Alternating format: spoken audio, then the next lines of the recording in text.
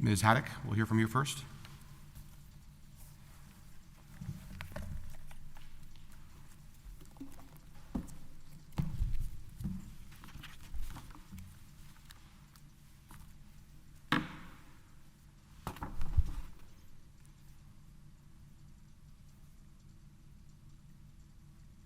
Good morning, Your Honors, and may it please the Court. My name is Sheila Haddock, and I represent the appellant Jane Roe, in this case, the plaintiff in the case below. During my time before the Court today, I will explain how the District Court erred when it granted summary judgment on the eve of trial, dismissing Ms. Roe's claims for defamation and negligence against Southwestern Baptist Theological Seminary and its former president, Paige Patterson. The record in this case is voluminous. There are 4 motions for summary judgment, hundreds of pages of briefing, and hundreds of exhibits. Subject to the Court's questions, I would like to focus my argument today on 2 of Ms. Roe's claims.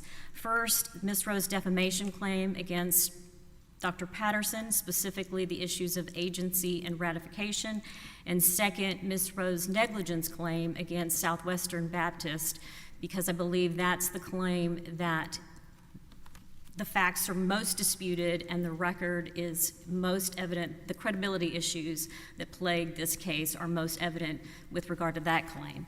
It's the negligent hiring claim. It's a negligence claim under the Texas multi-factor duty test. Both admission and hiring in the instance of the facts of this case? Yes, Your Honor. So first, turning to the defamation claim and the specific issue of agency. The court below struggled with finding an agency relationship with any of the authors of 3 of the major publications that we claim were defamatory. And those publications are included in the record excerpts, so I'll be referring to those, and they are excerpts 8, 9, and 10. But a mistake that the lower court made that I think bears highlighting is agency under Texas law. An agent is someone authorized by a person or entity to transact business or manage some affair for that person or entity. The district court struggled with finding any support for finding that Scott Coulter, Shelby Sharp, less so, but particularly Scott Coulter was an agent of Dr. Patterson because Dr. Patterson was an individual.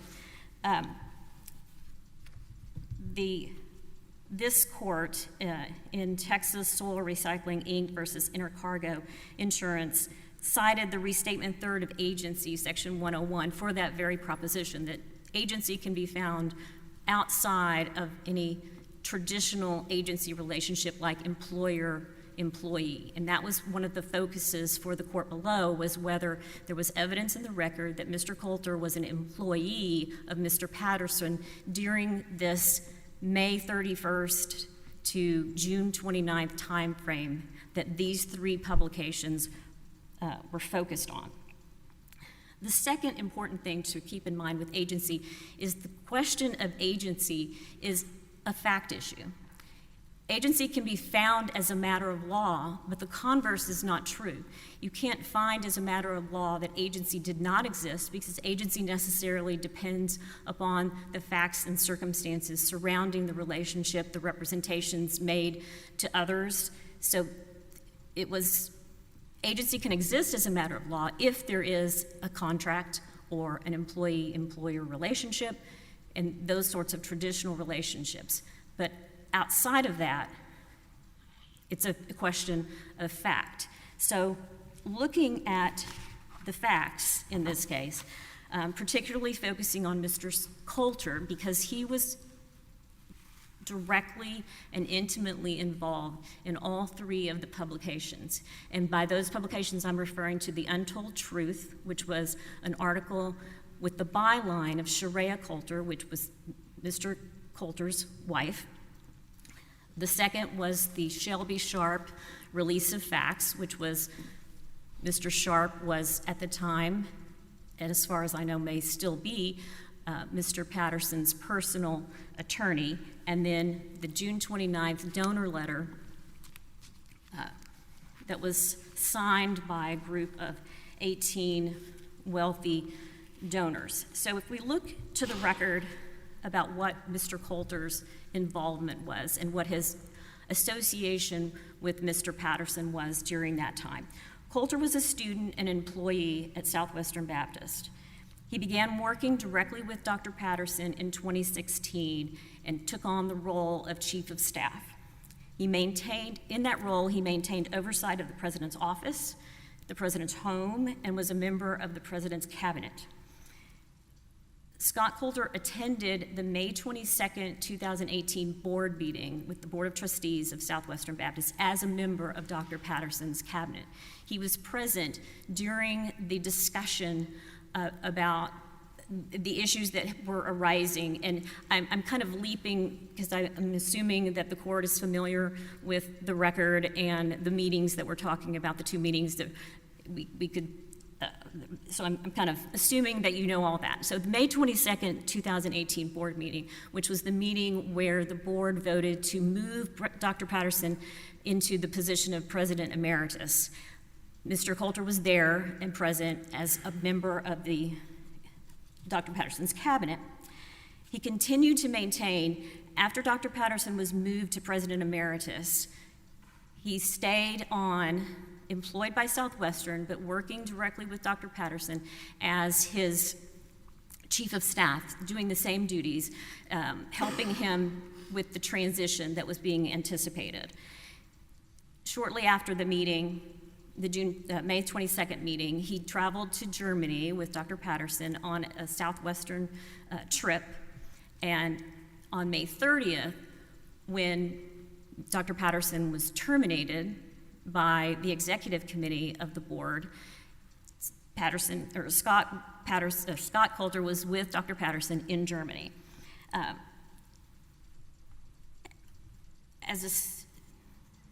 going to skip ahead and then come back. When Scott Coulter was terminated by Southwestern, he continued to work on payroll until July 31st of 2018. And at that point, he became employed by Sandy Creek Foundation, which was Dr. Patterson's foundation, which he was the president and his wife was the vice president. And he took on a similar title and similar role with the foundation. But throughout this time, he continued to work, and the record is replete with testimony by various people that during this entire time, Mr. Coulter never stopped acting as Dr. Patterson's chief of staff. What's the defamatory statement you want to impute to these individuals? Let's assume we've gotten past the agency issue. Okay. For conversation's sake. What's the defamatory statement you'd like us to focus on? If we turn first to the untold truth, which is in the record excerpts at 9.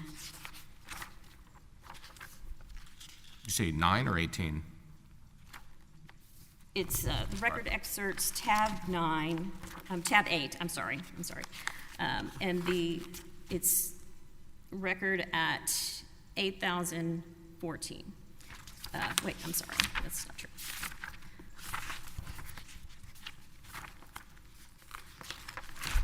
Accusation number 2 in the untold truth is the accusation that relates to Miss Rowe. The accusation is Patterson did not handle appropriately an alleged case of sexual assault against a Southwestern Baptist student. Truth. Patterson immediately called police in response to a female student claiming she had been raped. The accused man admitted to having sexual relations with the woman but said it was consensual. The man also produced evidence to the police to that effect. Southwestern's chief of police can confirm that the Fort Worth Police Department... I want to, in the interest of your time, what's the defamatory statement? We have the the accused man admitted to having sexual relations with the woman but said it was consensual. The man, and this is the key, the man also produced evidence to the police to that effect. That's untrue, and how we know that Mr. Coulter was... I assume this is a reference to the photos? Yes. And the testimony of Dr. Candy Finch, Sharia Coulter, Scott Coulter's wife, and Scott Coulter, all in their depositions, all denied knowing what the source of that statement was. They all agreed that they were all involved in the drafting of it during the overnight hours from May 30th to May 31st, but none of them would acknowledge which one of them provided that piece of information. And the only thing that they did admit was that Scott was responsible for the next paragraph sentence. Southwestern's chief of police can confirm that the Fort Worth Police Department was called and responded, because they acknowledged that Scott added the word can confirm to make that statement more accurate. Now, on the morning of May 31st, Scott texted with Mark Howell, who is Dr. Patterson's son-in-law, who called the article outstanding, because at this point it had come out. Scott was still in Germany with Dr. Patterson, and Scott wrote, "I'm glad you're hearing it's creating quite a stir. He'll be encouraged to hear that as well. We cannot tell from here that it's having much of an impact." On the same day, May 31st, before the article came out, a reporter from the Baptist Press contacted Scott asking for comment from Dr. Patterson about his termination that had just occurred hours before. Scott responded by text that something significant, a significant piece was coming out soon, and offered this reporter from the Baptist Press a 30-minute head start if he would agree to publish the article in its entirety. You've got less than 4 minutes. Do you want to stay on this issue, or do you want to switch to negligence? It's up to you.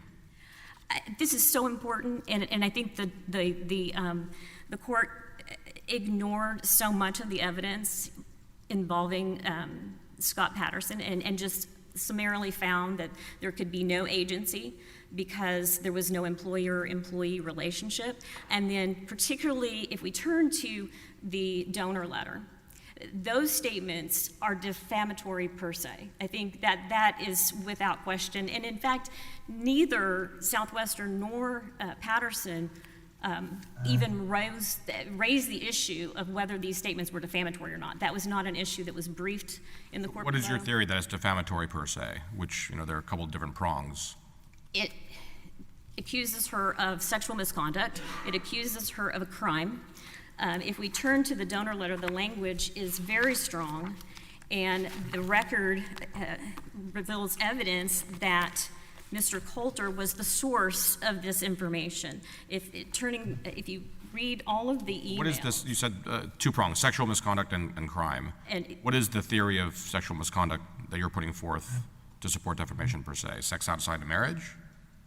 Miss Rowe was a student at a seminary. She was intended. Is there any case, I guess we're focusing on Texas law, but I'd be curious if you have any case that would suggest that that's enough to constitute sexual misconduct for purposes of defamation per se? Yes, Your Honor. Marshall versus Mahaffey, 974 Southwest 2nd, 942, is a Texas Court of Appeals case where they found that imputation of sexual misconduct is slander per se and actionable without proof of damage. And in that case, they called the plaintiff a slut and a gold digger. There was also... Do we have that here? Do we have... Those terms that you used, are those being used in this They're case? worse here, actually. Okay.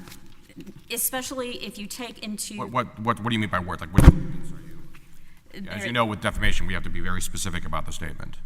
The very specific... The statement is that she lied about being raped, that she gave a false statement to the police, that she had sex in public places on a seminary, and taking into account the victim herself. She was a virgin. She had attended seminary with the hopes of meeting a husband, hopefully a preacher that she could build a home with, and she had her own ministry. She went frequently on mission trips, so it completely destroyed her credibility. And the cases indicate that defamation per se is a statement that affects a person in their employment, their profession, or their calling.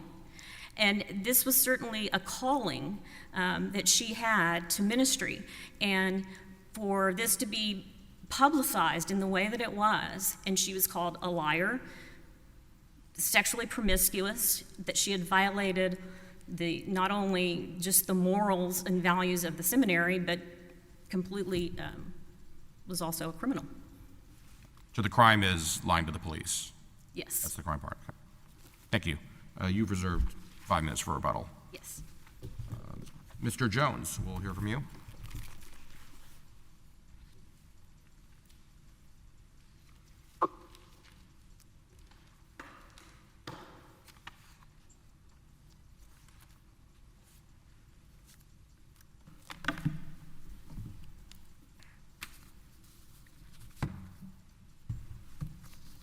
May it please the court. My name is Travis Jones, and I represent Dr. Leighton Page Patterson in this appeal. I want to begin with the issue that Ms. Haddock addressed, which is essentially this threshold issue as far as vicarious liability for defamation. The existence of an agency relationship and whether there was defamation that occurred within the scope of that relationship. Now, the court's been presented with, and the trial court was presented with, evidence of the conduct of these alleged agents. But the critical inquiry into a principal-agent relationship is the issue of consent. Did the principal consent to the relationship? And if so, what was the scope of that relationship that the principal consented to? Ms. Haddock began with the issue of Mr. Coulter, Miss Coulter, Candy Finch. There's no evidence in this record that Dr. Patterson authorized them to make a public statement on his behalf, that he knew that they were working on a public statement on his behalf. The only evidence. Just to clarify, are you, as I understood the district court's reasoning and in the briefing here, are you conceding that the supposed or alleged agents were in fact agents, but the scope of their agency did not include anything, any tortious conduct committed? Are you disputing that there was any agency relationship whatsoever? It depends on the individual. For Sheila Coulter, one of the authors of The Untold Truth, there's no evidence of an agency relationship in any manner at all. As far as for Scott Coulter, the evidence is that he participated in administrative duties for Dr. Patterson, but that he was not authorized to make public statements on Dr. Patterson's behalf. So it's a limited scope agency. For Ms. Finch, it's even more limited. She was authorized to go retrieve a letter from Dr. Patterson's file. So to the extent that an agency relationship exists, it's limited to that specific transaction. As far as these other individuals, Gary Lovelace, Susan Pearson, who wrote the Lovelace letter, which we're not arguing on appeal as to whether it's defamatory or not. Our position is that there's no evidence at all that this letter was published in some form of agency relationship. The agency did not exist there. What case can we look at? It sounds like you're drawing the contours of the agency relationship in a way that would exclude the allegedly tortious conduct here. But we don't have any writing or anything that specifically or expressly confines the agency. We just have, I assume, some evidence that says, well, they never were employed as an agent to do X, Y, and Z before, so we should not imply that they had the authority to do that now. What case can we look at that would support a fact finding at this stage that their agency would not have possibly included what happened here? Yes, Your Honor, and I'll cite to two different kind of propositions for that point. The first just being the general rules of agency. And for there to be an agency relationship, you have to have the express or apparent authority. And then also, did the statement occur within that consented to authority and to accomplish the objective of that agency? And the case that we've cited this court to is Blackwell versus Ship Channel Development Company. It's a Texas Court of Appeals case out of Beaumont. And what happened in that case is factually similar to the attorney-client agency relationship that existed here. We have a real estate agent who was authorized to go out and sell properties on behalf of the principal. In the course of doing so, he made allegedly slanderous statements about the plaintiff. Now, what the Court of Appeals found there is he was specifically authorized to sell these properties. But as far as committing a tort, committing this intentional tort against this plaintiff, that was beyond anything that was anticipated. He had the control and direction for the means and methods of how that real estate relationship would actually work, how the properties would be sold. And in his own discretion, he made these allegedly slanderous statements. I'd also cite this court to Harris v. Mastek, which supports the long-running rule of law that if you do have an intentional tort, it's presumed to be personal, it's an expression of personal animosity on behalf of the individual who actually makes the statement. So when we have this personal animosity exception to the typical rules of agency, it's not within the scope of that agency, and it's not to further the objective of that agency. It's separate and apart from that agency relationship. And Your Honor, that's what we believe we have here, because Dr. Patterson, again, did not authorize, agree to, participate, or have knowledge of any of these alleged statements. The evidence is that these statements were actually made against his wishes, that the individuals who participate in all of these statements knew that he would not have wanted them to go forward, but did so anyways in their individual capacity. So to the extent that an agency relationship did exist, none of this conduct was to further that relationship in any way. None of it was to accomplish the objective of that agency. And Your Honor, specifically to this attorney-client relationship as well, we understand that this is an agency relationship. An attorney, when hired, is hired to manage some transaction or some affair on behalf of the client. And the district court was correct in concluding that an agency relationship existed. But it's that next inquiry that we disagree with the district court on. Is this defamatory conduct referable back to the client when there's no authorization or consent for this defamatory language to be used? Why aren't these all fact issues for a jury? Well, Your Honor, as far as the facts in this case, there's no evidence at all tying any of these statements to Dr. Patterson. So without any evidence, any genuine issue of material fact, summary judgment was appropriate. Why is it the agency issue you're saying it's a legal dispute, but opposing counsel describes it a fact dispute. Why is this not a fact dispute? Yes, Your Honor, and I'd cite this case in court to Ross v. Texas One Partnership. The district court actually did cite this case in their opinion as well. And in that case, what it supports is that the question of agency is actually one of law when there's well-established facts. So what we have here are well-established facts. We have a summary judgment that was heard months prior to trial.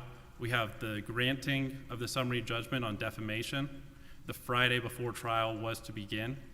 We have significant record excerpts in this record. And based on all of that evidence, there is no evidence at all of tying Dr. Patterson into an agency relationship for the purpose of committing these publications. So, Your Honor, based on the existing law, based on the lack of any evidence, that's what we believe supports the separation of Dr. Patterson from these alleged defamatory statements. Counsel, do you agree with your opponent that publicizing an accusation that someone is either sexually promiscuous or has committed the criminal act of lying to law enforcement are defamatory statements? Your Honor, as far as the express statement of someone lying to law enforcement and committing a crime, we would agree that if that's untrue, that would be defamatory. Where that comes up is in the Lovelace letter, which again is entirely segregated from Dr. Patterson. As to whether someone engaged in consensual sexual activities, we don't believe that that rises to the level of defamation per se. It doesn't fit one of the four categories that would be required there. It's not imputing a crime, a loathsome disease. Essentially what you have there is you have, again, a fact question. You have this relationship between two individuals on campus with no external evidence of whether or not a sexual assault had occurred in the past. It's essentially the prototypical he said, she said situation. So for individuals who are I thought the theory was that there's a sexual conduct prong to defamation per se that this case fits in. I don't believe that this fits in within the sexual misconduct prong of defamation per se. Sexual misconduct would rise to the level of calling someone a pedophile or saying that they committed rape, but simply engaging in sexual activities, that doesn't rise to the sexual misconduct. I think opposing counsel noted a case where an allegation of promiscuity was enough. Yes, Your Honor, and I believe that there is case law that does support a situation where an individual that committed adultery and an alleged defamatory statement about that adultery was found not to be defamatory per se, because again, for the same reasons. Although they're making a statement about the sexual conduct of someone, it's not alleging certain sexual misconduct that rises to the level of defamation per se.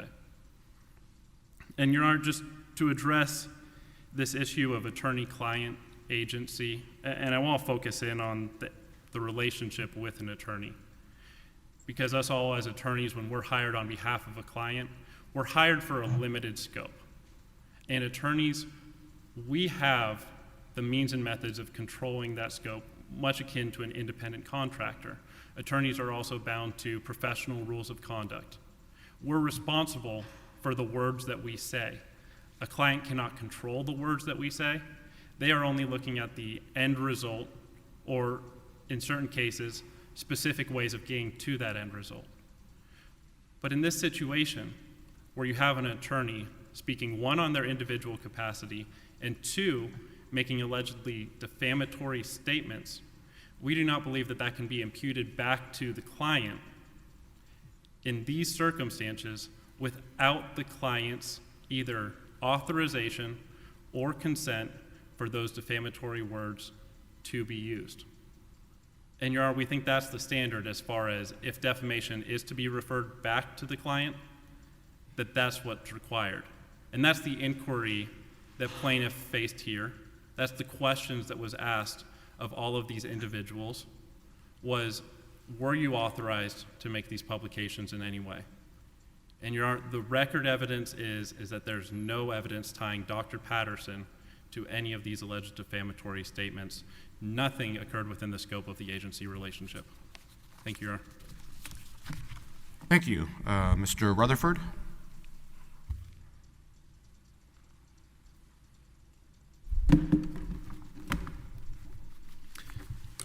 May it please the court, my name is Bryan Rutherford, and I represent the Applee Southwestern Baptist Theological Seminary. My opponent touched on negligence with respect to my client, and Judge Engelhardt, you asked specifically about with respect to Mr. Doe. The trial court applied the multi-factor test here and came to the conclusion that my client owed no legal duty with respect to the plaintiff, Ms. Rowe.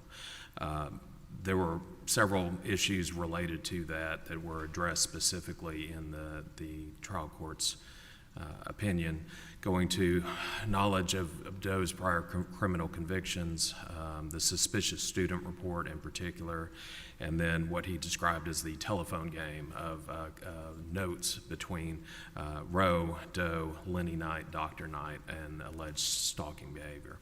I've gone through the record. I've pulled up, I've noticed that there were some mistakes in the trial court's opinion with respect to the citation. I'd like to cite to those specifically.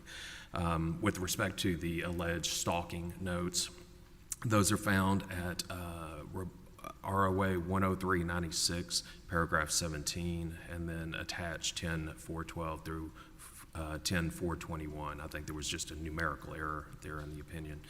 The trial court reviewed the notes themselves and found that none contained threats of violence or otherwise suggest that Rowe was in danger of a potential sexual assault at the hands of Doe. I think that's the critical factor to focus on with respect to foreseeability.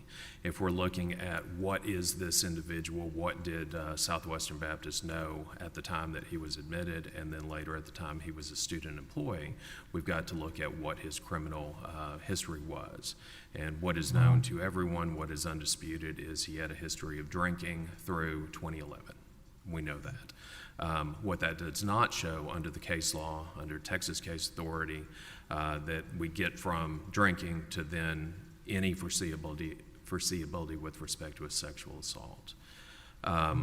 The notes themselves, as I've cited, are in the record. The trial court described them as a roller coaster of emotions, but again, nothing in the notes themselves that would indicate any type of threat, any type of specifically sexual assault.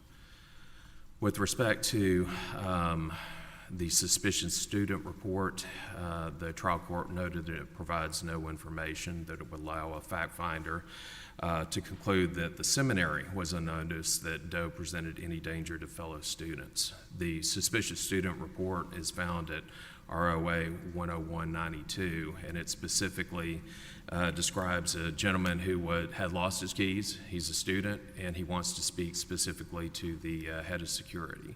It's not noted in the report why he wanted to speak to the head of security. We know that he did. That's reflected in the report, and that the incident was cleared without any further concerns on behalf of the security team, the head of security, or on behalf of the seminary. With respect to the third issue that was addressed is knowledge of prior convictions. Gone through the appellate references on those, 6454 through 6456. Again, criminal history was listed to alcohol and drug-related offenses. Before the trial court, the record was a little hazy on one point. I'd like to clarify that. It was with respect to the recommendations that were made on behalf of the student. There's a document, 6454, and it's a two-page document. It's a printout. I didn't enlarge it, but it shows church reference, personal reference, and then personal reference going on to the second page. The plaintiff has made tried to make some hay with respect to church recommendation, and that being the overarching factor in whether a student should be allowed to attend. It says pending on the document. The very next page in the reporter's record is 6456, which is actually the church record for admission.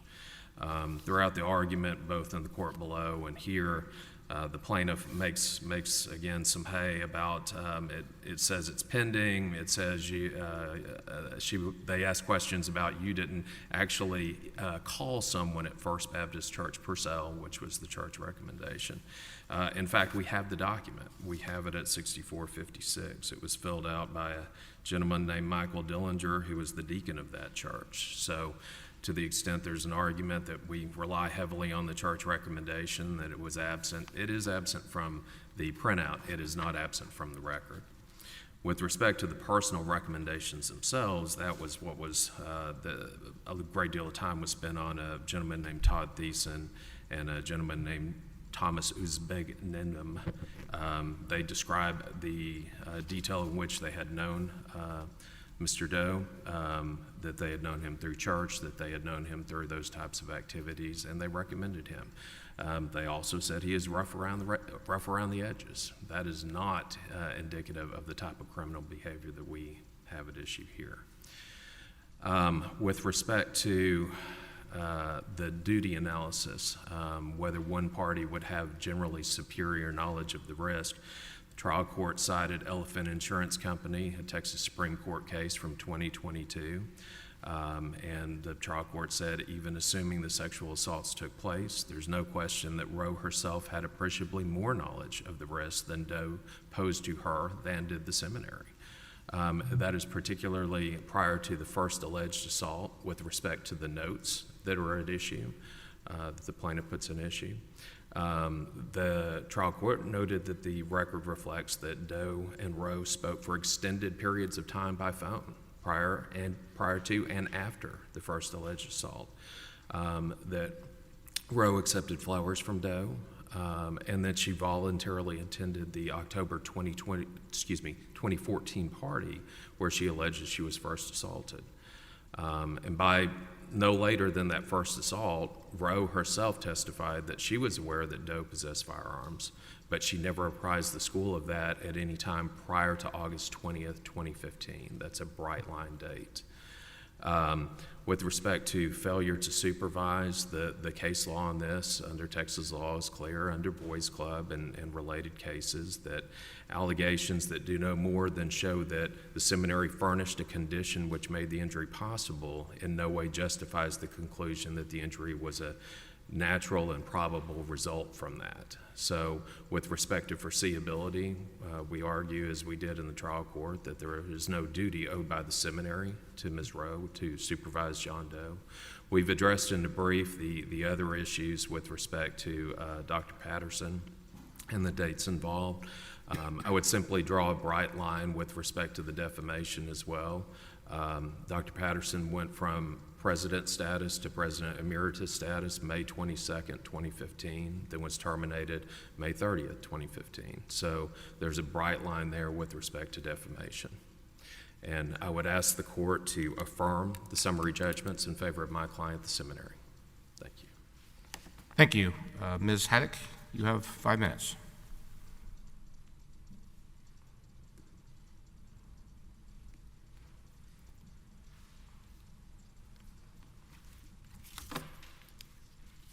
First, addressing Dr. Patterson's comments a few minutes ago that Scott Coulter was never authorized to make public statements, that he was merely an administrative assistant.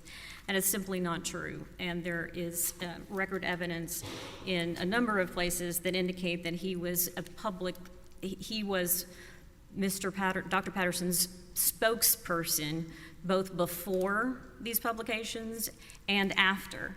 And in fact, he continued to be, even after this litigation began, and in the record, we have evidence that he republished The Untold Truth and The Sharp Release of Facts as recently as 2020. So that's simply not borne out by the record. I think the Southwestern's counsel makes Ms. Rowe's point for her with the references to the record evidence and clarifying the record evidence, and the comments that Ms. Rowe made hay with certain things demonstrates that fundamentally, at bottom, this is a fact issue. Every issue in this case comes down to a fact issue. There's evidence that the defendants simply did not meet their summary judgment burden. Simply filing a summary judgment does not entitle a party to summary judgment. There has to be evidence that there is no fact taken in the light most favorable to the plaintiff and indulging every inference in her favor that there is not, she can't prevail, that no reasonable jury could find for her. I think one thing that Southwestern's counsel did not address, and what I did not in mine either, but we addressed fully in the briefing, are the credibility issues here. That even among the defendant's witnesses, no two witnesses tell the same story about anything.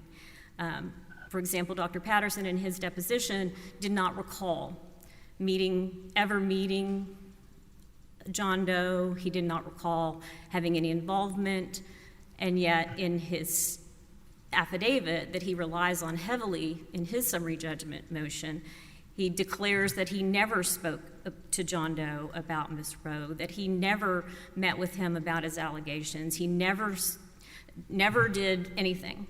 And yet we have evidence from others, from Southwestern's witnesses, that they were present. For example, the chief of police at the time, John Nichols, testified in his deposition that he was present in a meeting with Dr. Patterson and Mr. Doe, and that Dr. Patterson did all of the talking. And so there are disputed fact issues even within just the testimony that was offered in support of the defendant's motions for summary judgment. And this court has told us that in cases like that, summary judgment is simply not appropriate. Recently, in Roe versus Cypress Fairbanks ISD, a panel of this court observed that that the defendant fails to meet his summary judgment burden when a jury could just as easily disbelieve its version of events that they've proffered. The Supreme Court denied cert in that case on February 20th of 2024. It's also not unlike another decision from a panel of this court, Doe versus William Marsh Rice University, where a panel of this court observed that the district court's consistent discounting of the plaintiff's account and evidence underscores that it didn't view the evidence in favor of the plaintiff as Rule 56 requires. So if we go back 20 years to another Fifth Circuit opinion, I'll leave the court with this. When circumstantial evidence supporting the non-moving party is this strong, and the only direct evidence supporting the the moving party is this suspect, and I refer again to the briefing that is voluminous, and I understand that, of the credibility issues, the merits of the case that turn on causation in particular have to be decided by a jury. Ms. Rowe respectfully requests that this court reverse the district court's grant of summary judgment on her claims for negligence against Dr. Patterson, her claims for defamation against Dr. Patterson, her claims for negligence against Southwestern, and her claims of defamation against Southwestern. Thank you. We have your case.